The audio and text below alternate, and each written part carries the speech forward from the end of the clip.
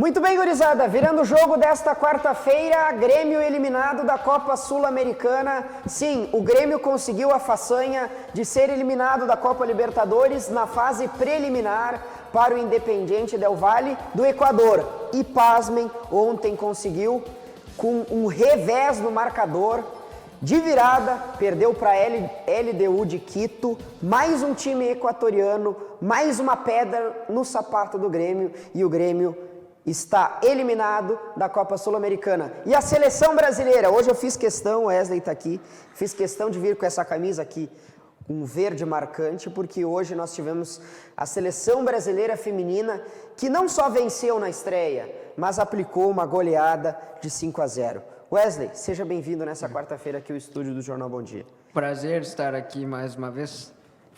O Eric falou pedra no sapato do Grêmio, a sola desse sapato está bem gasta ultimamente, né? Tomara que o Grêmio segure o sapato no pé até o final da sua trajetória nesse ano. A seleção brasileira feminina consegue um resultado importante para iniciar a Olimpíada com o pé direito. A Marta, mais uma vez, provando seu valor, né? Não tem mais nada para provar, já provou para o mundo que é uma das maiores, se não a maior jogadora de todos os tempos. E tem a Formiga aí, né, que está queimando lenha mais uma vez em mais uma Olimpíada.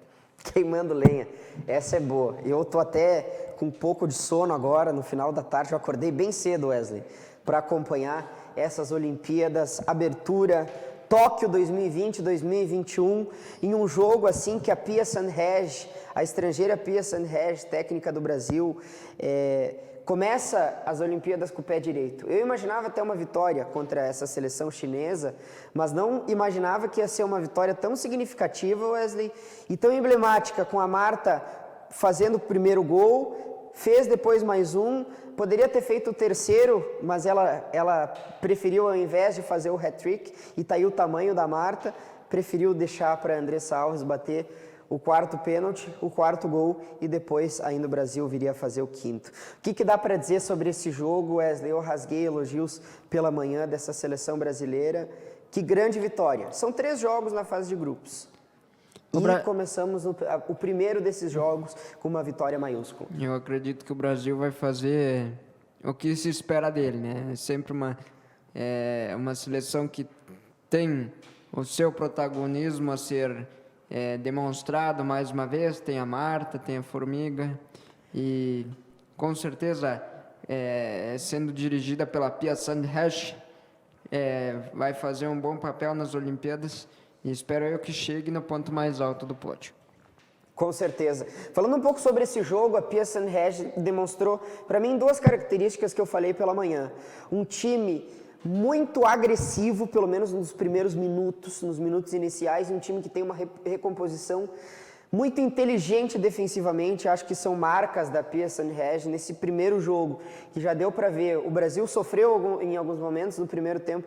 Tem uma bola que a goleira Bárbara, que vem mais uma vez em 2019, ela estava lá com a seleção brasileira na Copa do Mundo Feminina e faz uma defesa brilhante no primeiro tempo, e depois no segundo, quando acabou sofrendo, aí grande goleira, e o grande time tem que ter sorte também, porque o Brasil chegou até algum sustinho, mas foi muito feliz quando atacou, com essa dupla, a Bia Zanerato e a Debinha. A seleção brasileira, pelo menos para mim, me convenceu. E tu falou da Formiga, são 7 Olimpíadas da Formiga, mais de 40 anos nas costas. E a Marta, eu nem falo, até me esqueci, podia ter trazido a minha camisa aqui da seleção brasileira, eu me esqueci, que tem a Marta. Tu já conhece essa camisa? Sim. A Marta, 5 Olimpíadas, Atenas, Londres, Pequim, Rio 2016 e agora Tóquio, a maior artilheira da história das Copas. Começamos bem, agora vamos ficar na torcida não só para a seleção brasileira feminina, mas para a seleção olímpica, e eu, com certeza, na torcida por Breno e por Matheus Henrique, que representam aqui times da dupla Grenal. É importante que se destaque também, eu espero muito dessa seleção olímpica, porque ela tem boas virtudes. Tenho me preocupado um pouco com algumas situações que têm ocorrido nos amistosos anteriores à estreia na Olimpíada, mas eu acredito que a seleção olímpica vai fazer um papel pelo menos interessante. Achei plausíveis as escolhas que o Jardine fez, E para mim, o grande nome da seleção olímpica dessa edição da Olimpíada agora em Tóquio é Richarlison Andrade. Com certeza. Eu tô contigo. Eu acho que o Richarlison é um baita jogador e, ao contrário de muitos aí que condenam, eu nem vou entrar nessa discussão porque aí vai em todo aquele estereótipo que eu já falei de pessoas que romantizam o futebol e acham que o futebol atual ele é ruim e o Tite... Acho que, de fato, a postura do Tite ela mudou um pouco, né, na questão da pessoa. O pessoal brincar, virou um pastor. Mas acho que o comportamento, ele que tem esse perfil agora como técnico da seleção brasileira, ele tem que se postar à altura. Mas para quem conhece o Tite, que treinou o Internacional, que treinou o Grêmio, que treinou o Corinthians campeão mundial, sabe que ele tem potencial. E eu condeno categoricamente quem deseja que o Tite saia. Agora, vamos para a seleção brasileira da Copa do Mundo. Tu fala do André Jardine, mas eu trago o Tite, porque nós ficamos na torcida com certeza para a seleção principal.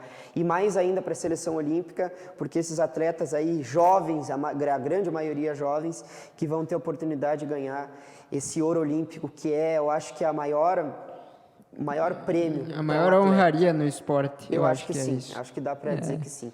É importante que se diga que essa geração promete, essa geração, como eu havia dito, tem bons valores, eu confio em muitos dos nomes. Aliás, destacar aqui, achei muito bonito hoje, ver o orgulho das famílias desses atletas. O Eric comenta bastante sobre o Breno, o goleiro do Grêmio. O quão como é que eu posso dizer? O quão é gratificante ver o carinho de uma mãe tendo um filho que vai buscar isso não só para a própria carreira, senão pelo país. Muito bonito. Com certeza. Mas, já que tu falou em Breno, vamos falar sobre Grêmio, porque a situação em que o Grêmio se encontrava antes do jogo contra a LDU era um momento de atribulações, um momento conturbado, uma crise. Mas que parecia, pelo menos antes da partida acontecer, e eu dizia isso, que o Grêmio, após uma vitória contra o Fluminense, caminhava em passos curtos, mas caminhava para estabelecer uma recuperação, principalmente no Campeonato Brasileiro, e por que não brigar pela Copa Sul-Americana, que era um caminho um pouco mais curto para chegar na Libertadores, na Copa Libertadores do ano que vem. Pois bem, isso foi interrompido, não só com uma eliminação, mas com um Grêmio fazendo uma atuação covarde, e por que não dizer, Wesley, e para quem está em casa, para compreender melhor o que eu estou dizendo, o Grêmio se acadelou diante da LDU, mesmo com uma vantagem construída no primeiro jogo e também do 1-0 com o gol do Diego Souza, que aliás fazia tempo, né, que o Diego Souza, em termos atléticos, o Diego Souza está deixando muito a desejar, mas parecia que tudo estava indo bem, até que então o Felipão coloca o seu time de forma retrancada, como ele muito faz, mas com dúvidas. O Felipão deixou muitas dúvidas,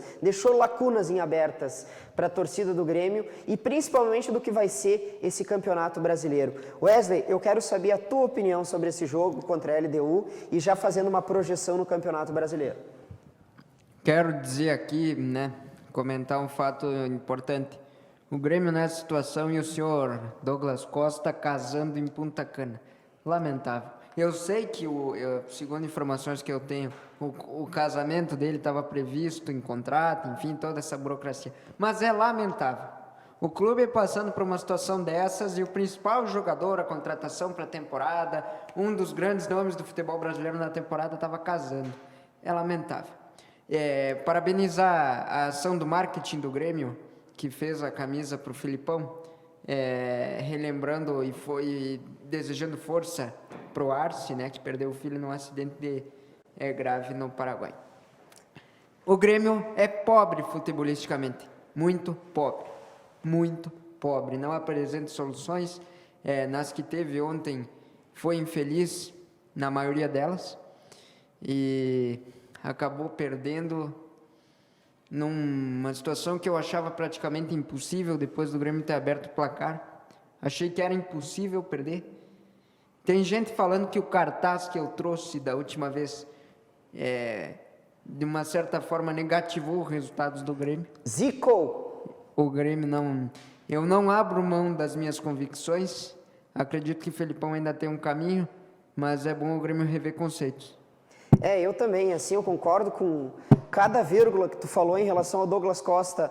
Poxa, o maior investimento em que o Grêmio... 2 milhões por mês, tá? 2 milhões. O maior investimento, o maior material humano, grande jogador e que, com certeza, tem essa questão contratual que já se estava pré-estabelecida, mas aí eu acho que vai a questão pessoal, que eu elogiei por muitas vezes o Douglas Costa, mas espera um pouquinho, um jogador identificado com o Grêmio e não teve o bom senso de conseguir compreender que o momento em que o clube atravessava requeria que ele, pelo menos, tivesse uma dedicação, um nível de entrega e estar, pelo menos, junto ali do grupo de jogadores. Se fosse para ser eliminado, mas pelo menos com a sua entrega. E o Douglas Costa, infelizmente, não teve esse bom senso. Então, fica aí a dúvida no torcedor do Grêmio, que agora vai ter toda a razão para condenar o Douglas Costa. E agora a gente vai acompanhar as palavras aí do Felipão posterior a essa derrota vexatória do Grêmio. Passa por nós termos que trabalhar um pouquinho mais para ajeitarmos um pouquinho mais as nossas linhas e passa por uma situação que nós temos que amanhã voltar a pensar no primeiro campeonato que temos pela frente, que é o Campeonato Brasileiro, onde estamos muito mal, e mostrarmos algumas situações que podemos melhorar e que devemos melhorar com o tempo, mas estamos num momento ruim de campeonato e precisamos melhorar de hoje para amanhã. Vamos sentir essa derrota no dia de hoje até amanhã e pronto, vamos encerrar o assunto. Vamos mostrar onde perdemos, por que perdemos, o que fizemos de certo, o que construímos, o que não construímos. E é uma situação que nós já sabíamos também que teríamos algumas dificuldades a mais no contexto geral. Agora, trabalhar bastante em cima dessa parte psicológica, mental, para que isso não influencie no jogo de sábado. Eu tenho que fazer amanhã, conversar um pouco com eles, já tenho que, na sexta-feira, mostrar todos os lances em que nós tivemos algumas dificuldades na marcação, onde nós nos perdemos no posicionamento, onde estávamos colocados no lance do primeiro gol, por que aconteceu aquele lance, uma série de detalhes assim para que a gente possa melhorar. Nós terminamos o jogo com 6 juniores, ex-juniores, então com calma a gente vai mostrando, eles vão assimilando. Agora, saímos de uma competição que esperávamos continuar. Mas vamos ver o que vamos, desse jeito que nós estamos aqui, o que disse o Alisson para vocês, vamos trabalhar, vamos superar essas dificuldades, porque é o que a gente pode fazer nesse momento para poder dar mais alguns passos e ficar um pouco mais tranquilos até o fim do primeiro turno, mostrando o que é que nós temos que fazer para que tenhamos uma situação mais equilibrada durante o jogo, trabalhando esses 2, 3 dias que temos pela frente, respeitando o adversário e tentando jogar e aproveitando as oportunidades um pouco melhor do que aproveitamos nos 2 jogos contra o Deportivo de Quito. Tá aí as palavras do Felipão. Olha, tentando dar alguma explicação, eu acho que o Felipão... E aí quando eu falei que eu não sou irredutível na análise, eu queria dizer que pelo menos na avaliação daqueles 3 jogos, Internacional, o primeiro jogo contra a LDU e o jogo contra o Fluminense, eu vi um progresso. Sou sincero em dizer que eu vi um progresso, não do jogo em si, da forma de jogar, mas tecnicamente o Grêmio tinha uma proposta, que era se defender, e bem o fazia. Foram 3 partidas, é bem verdade que o goleiro Gabriel Chapecó foi decisivo, se não nas 3, em várias oportunidades na maioria dessas partidas, mas o Grêmio, naquilo que o Felipão queria, que era ter uma defesa eficiente, uma defesa que corresse os mínimos riscos, ele tinha conseguido. Então, do ponto de vista tático, ele conseguiu uma evolução. Porém, me parece que foi um pouco contrário, foi na marcha ré nesse jogo, porque o Grêmio não só sofreu 2 gols, o que ainda não tinha acontecido, como demonstrou algumas deficiências na sua marcação, se acovardou, perdeu oportunidades. O Léo Pereira perdeu uma chance que eu não sei como ele conseguiu perder, na jovialidade do jogador, bem como também o Fernando Henrique, que fez esse pênalti. Nem vou entrar nessa discussão, acho que eu concordo com o Felipão. O jogador tem que jogar futebol. Técnico tem que fazer o time jogar futebol e a arbitragem, com ou sem o auxílio do VAR, que faça essas decisões da forma como a arbitragem achar correta e, no meu entendimento, acertou a arbitragem. E mesmo se não tivesse acertado, o resultado mais justo pelo primeiro e pelo segundo jogo era a LDU ter se classificado. E aí fica, o que nós pegamos de consequência, Wesley? Eu já lanço essa pergunta para ti. Um Grêmio que no Campeonato Brasileiro agora coloca toda a sua atenção, mas que, falando do futebol, nem entro ainda na questão da direção do Grêmio, mas no futebol o Grêmio faz atuações abaixo da linha do medíocre. O Grêmio vive uma situação que beira a linha da sobrevivência, porque agora, lembremos que o Grêmio disputa o Brasileiro e a Copa do Brasil. Está fora da Sul-Americana por sua própria incompetência, deixa a desejar o futebol, muito claramente eu digo isso. E eu trago também uma informação, não sei se o Eric corrobora ou se recebeu a mesma informação que eu.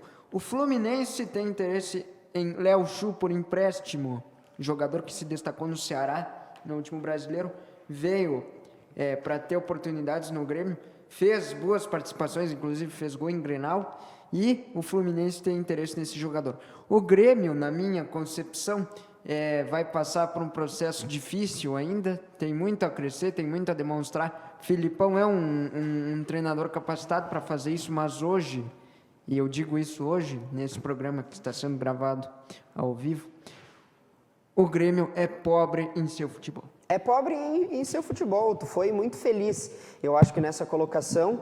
Quanto ao Léo Chu ir embora ou não, eu acho até que é um jogador que o Grêmio poderia... Mas é melhor que o Léo Pereira, por exemplo.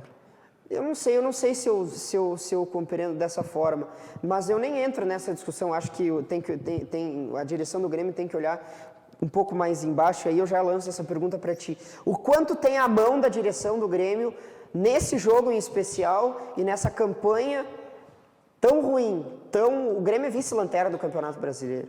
Só não é lanterna porque a Chapecoense está lá em 20º. Sobre o que o Eric disse, eu acho que para mim é muito claro, talvez para alguma parte da torcida do Grêmio isso também seja verdade. A pobreza do futebol do Grêmio, a falta de criatividade e por vezes até a falta de empenho, porque eu enxergo um Grêmio sem brio para se levantar, eu acho que é difícil ver isso. Em times do Rio Grande do Sul, em poucas oportunidades eu vi isso, talvez no Internacional de 2016 também não tinha abril, não dava sinais de recuperação, isso me preocupa um pouco, porque o Grêmio realmente não dá sinais de que vai sair dessa situação. E aí o Grêmio não se preocupa em ter o torcedor que vai, se continuar nessa situação, o torcedor mais emocional vai chorar. E eu não gostaria de ver isso, porque o Grêmio não demonstra sinais de que vai sair desse buraco. É uma situação triste, que me preocupa, e parece muito, me parece muito que às vezes a direção do Grêmio está sendo indiferente a essas situações. Por quê? Justifico. Porque o presidente Romildo, 2 dias antes do jogo contra a LDU, disse que o Grêmio tinha plena competência para continuar competindo em todas as suas competições vigentes. Pois então, foi eliminado de forma vexatória na Sul-Americana, vai ter uma luta de sobrevivência no Brasileiro e se não se cuidar, vai dar tchau para a Copa do Brasil logo mais. É lamentável e infelizmente para o torcedor gremista, hoje eu não vejo perspectivas de recuperação, nem por parte do ânimo da direção, muito menos pelo elenco. Tem que acontecer, pelo menos eu vejo. Da direção até concordo, mas em relação aos jogadores e o Fernando Henrique, quando a partida termina e faz esse passeio pelo túnel do Grêmio, emocionado, O abatimento é grande. Alguns jogadores foram consolá-lo, estava chorando, um jogador jovem que estava tendo uma oportunidade, uma competição a nível intercontinental, e que pelo menos essa dedicação do grupo, até mesmo na comemoração na vitória contra o Fluminense, eu vejo que o grupo realmente tem se dedicado. Mas não basta só isso, não basta só o grupo ou a comissão técnica, que é o caso do Felipão. Quero falar o que falei aqui, reiterar o que falei pela manhã, Wesley, em relação à direção do Grêmio.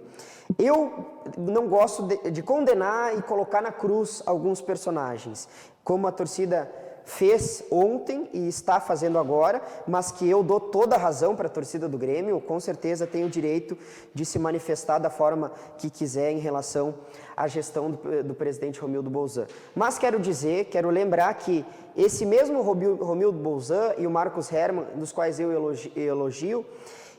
elogiava,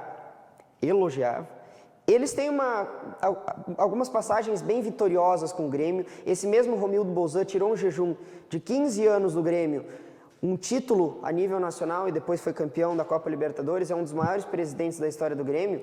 E quero só trazer esse reforço, Wesley, porque ele sim fez com que o Grêmio saísse de uma condição nem tão boa assim para ser um time hoje saudável financeiramente e que é um time superavitário. Então eu faço esse elogio, mas tenho que dizer que, não estou aqui para passar pano para ninguém, em 2021, nessa atual temporada, o senhor Romildo Bolzan Júnior, com o comandante do vestiário, Marcos Hermann, do departamento de futebol, tem dado uma aula de forma proficiente de como gerir mal, uma incompetência tremenda para gerir mal a pasta que é o departamento de futebol. E o reflexo está nas contratações, está em pagar uma fortuna em jogadores que não jogam, e esse reflexo vem em campo, que é onde o torcedor consegue absorver isso com mais facilidade. O reflexo está aí, no campo. Um Grêmio que está aí, que vai brigar, pelo menos por hora, contra o rebaixamento, por hora. Eu imagino que o Grêmio tem essa condição para ir atrás de uma recuperação. E a direção também, que se acovarda diante das situações, querem o Paulinho, como diz o Romildo Bolzan, então vai atrás, é agora ou nunca. O Grêmio precisa tomar essas decisões. E aí eu coloco tudo, a responsabilidade e a culpa no senhor Romildo Bolzan e também no Marcos Hermann, que tem sim, de forma proficiente, mostrado sua incompetência para gerir nessa gestão 2021. Agora, para o Eric se acalmar um pouquinho, nós vamos conferir o que disse o Alisson depois da partida. É um momento, bem difícil, onde todo o grupo está sentindo muito. Infelizmente, eles puseram um estilo de jogo muito agressivo ali, colocando vários jogadores ali na frente, como eles teriam que vir buscar o resultado, A gente esperou um pouco ali atrás para que a gente pudesse sair no contra-ataque, assim como estávamos fazendo nos últimos jogos. Mas, temos que dar mérito também para a equipe deles, como eu citei ontem também, quando eu fui na coletiva, uma equipe muito qualificada, uma equipe muito forte. E, infelizmente, então, eles conseguiram, nos primeiros minutos ali, nos encurralar ali atrás, mas daí conseguimos fazer um gol onde tínhamos a vantagem. Infelizmente, tomamos um gol ali no fim do primeiro tempo que, querendo ou não, deu um baque ali, mas infelizmente a gente sente muito neste momento e agora que a gente possa remoer, ficar triste mesmo, se doer, se cobrar para a gente buscar nosso objetivo aí no Brasileiro.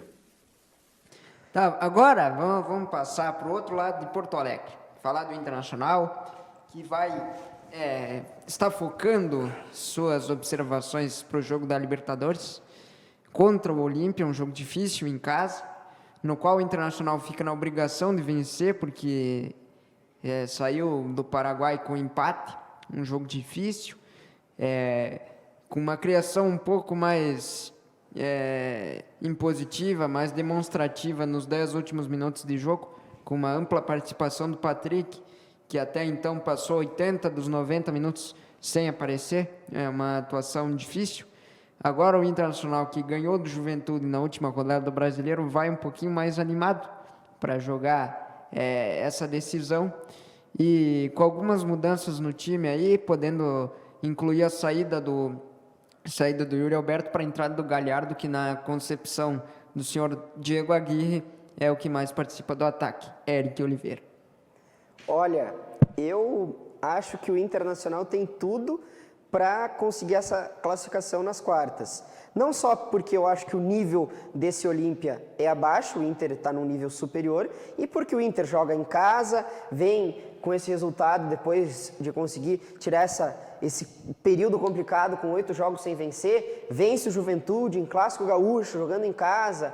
Essa confiança o Internacional tem, e com isso eu acho que o Inter precisa apenas de 1-0 só precisa vencer, uma vitória simples já o garante nas quartas da Libertadores. Eu só não gostei de tudo que tu falou em relação a essa troca do Diego Aguirre. Talvez, se for pelo entendimento de que o Yuri Alberto, que também não é meio lógico para mim, um jogador de 19 anos, tem algum risco de lesão, entre Yuri Alberto e Thiago Galhardo, eu não coloco nem na mesma prateleira os dois jogadores. É importante destacar também que o Heitor, né, lateral direito do Internacional, concedeu entrevista hoje pela manhã e disse que o Internacional busca recuperar o respeito ante seus adversários. Destacou, por exemplo, a volta da confiança jogando em casa após a vitória contra o Juventude. Eu acho que, para salientar um pouco antes de terminar de falar sobre a partida, eu quero comentar também a negociação que envolve Gustavo Nonato, meia do Internacional, e o mesmo Fluminense, que busca a contratação do gremista Léo Chu. Parece mesmo que o Fluminense se mostra interessado numa dupla dos dois maiores do estado do Rio Grande do Sul. O que tu acha do Fluminense? Roger Machado está querendo montar um time lá em... Não, o Roger é um técnico inteligente e tem mostrado sua criatividade, né? O Fluminense, sabidamente, a gente sabe que é um dos clubes que não vive uma situação financeira tão confortável quanto se parece, mas está sendo criativo nos nomes que está buscando no mercado. Eu já não sou muito fã do Fluminense. RJ, falei em Ipanema semana passada, mas ainda bem que esse frio ele está caminhando. Você está indo lá para o lado da fronteira, espero que ele passe aí, vá para a fronteira, que passe, vá para outro país, vá embora, que nós possamos ficar com um calorzinho. RJ, eu não sou muito fã do Fluminense, não. Wesley, muito obrigado pela participação. Foi um prazer estar aqui, vamos acompanhar agora os próximos passos do Grêmio, esperando uma recuperação. Talvez eu traga um cartaz quando ela recomeçar. O Internacional, a gente espera que pelo menos se estabilize nessa nova fase que eu estou enxergando e que o Diego Aguirre consiga da melhor maneira possível implementar sua filosofia, que o Internacional se estabilize daqui para frente no Campeonato Brasileiro. Expectativa para os Jogos Olímpicos? Eu acredito que se é Brasil, eu sou Brasil. Se é Brasil, somos Brasil, Brasil, Brasil. Avisa lá que o Brasil chegou. Quero só reforçar a informação, corrigir a informação que dei hoje pela manhã, que disse que a abertura oficial dos Jogos Olímpicos iria acontecer na quinta. Nós estamos nessa confusão porque o horário de Brasília é um, o horário lá em Tóquio é outro. Então, às vezes estou acompanhando algum profissional de imprensa de lá e o horário nós acabamos se perdendo. Mas então na sexta-feira, tá? Não é amanhã na quinta. Amanhã, dia de Libertadores. Na sexta-feira, então, a abertura oficial. E eu tô contigo, Wesley. Vamos juntos. Se é Brasil, somos Brasil. Somos Brasil. Um abraço para todo mundo. Bom jogo para o Internacional na quinta. Amanhã falamos mais. E um abraço para todos. Tchau.